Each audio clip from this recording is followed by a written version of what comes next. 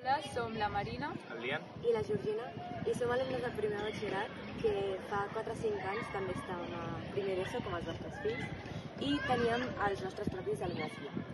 I com en el seu moment ens van ajudar tant, aquest any que teníem l'oportunitat vam decidir voluntàriament presentar-nos nosaltres com a alumnes guia. Esperem que puguem ser de gran ajuda, igual que quan nosaltres vam entrar, ens van ajudar a nosaltres. Hola, som la Martina, la Laia, l'Ot i jo, en Pol, i us venia a explicar quina és la nostra funció com a alumnes guia. De manera voluntària els ajudem a integrar-se en aquest nou curs. Utilitzem hores del nostre temps per organitzar-nos i els visitem a l'aula per preguntar-los com van aquests primers dies i també organitzem algunes activitats. I ja que això a nosaltres ens va ajudar molt quan vam entrar a primer d'ESO, esperem que a ells els ajudi igualment. Hola, soc en Gerard, l'Aina, en Martí i l'Estel i us explicarem una mica el que fem per ajudar els alumnes de primer d'ESO.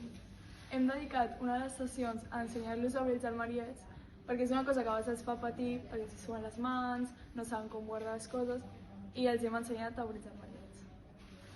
També si ens trobem pels passadissos o alguna cosa, parlem amb ells i si tenen algun problema o alguna dificultat, doncs els intentem ajudar en tot el que puguem. Al cap i a la fi, la finalitat dels alumnes guia és ajudar a la seva transició de primària a secundària i que els ajudem que no sigui una transició tan complicada com seria fer-la sola. Hola, som l'Àlex, en Pau, la Laia i en Marc i som els alumnes guies de primer de batxillerat. El primer dia, quan ens vam conèixer, ens vam separar en diferents grups, de 3 a cada aula, i els vam fer un tour pel centre, ensenyant-li el gimnàs, la cantina, la biblioteca, consergeria i les diferents aules de tecnologia i laboratoris. Després els vam explicar les diferents normes que té el centre i què podíem fer i què no podíem fer. Un cop vam explicar tot això, els vam passar un paper on hi havia preguntes i van haver d'anar contestant-les en relació al que havíem explicat.